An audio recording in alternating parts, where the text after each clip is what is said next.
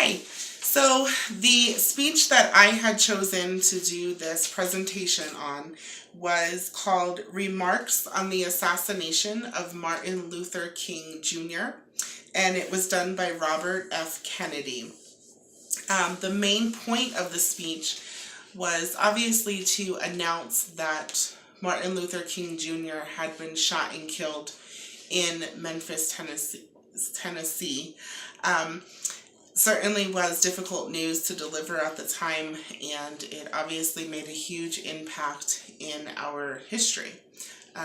We may not have known it then, but we certainly know it now that Martin Luther King was a huge promoter for equal rights and is definitely well known for all of his efforts. Some of the nonverbal cues that John F. Kennedy did were, you saw him kind of fidgeting with what appeared to be a handkerchief, and that showed that the material he was delivering was difficult for him. It wasn't something that was easy, because he did, kind of fidget with that. It was had to be hard news to give, and I'm sure that was difficult for him to do. Um, some of the other nonverbal things that he did was he made eye contact with his audience for the majority of the speech.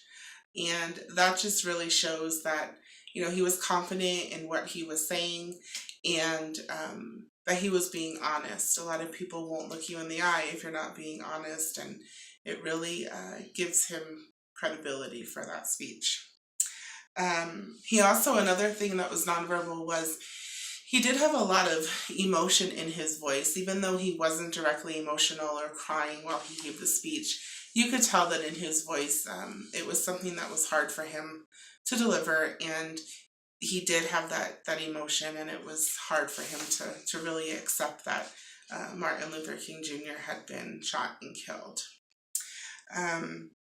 So, what were some of the listening challenges that I came across while I was watching the speech?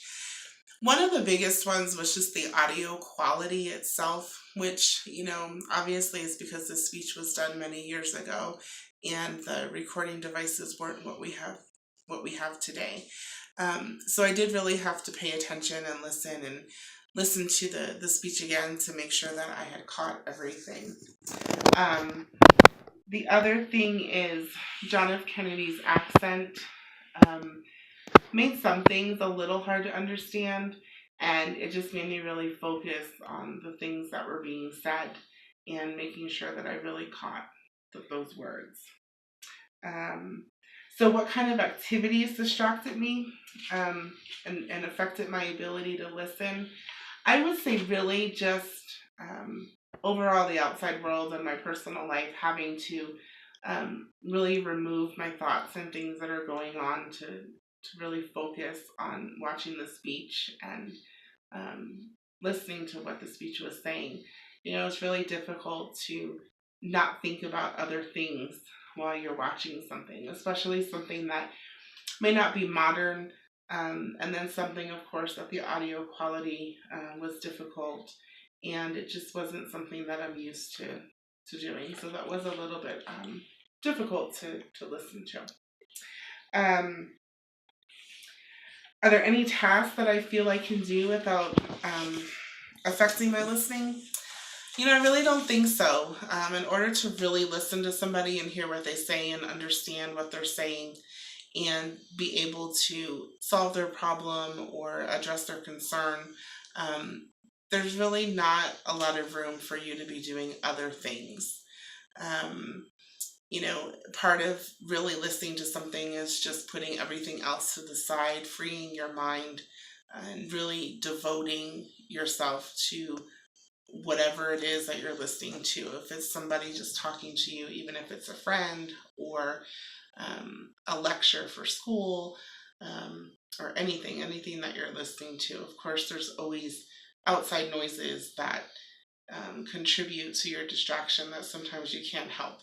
I know that often sometimes I work from home and I'll be on the phone with a member and my dogs will start barking. That's definitely a distraction for me, and it is hard to really actively listen while I'm doing that.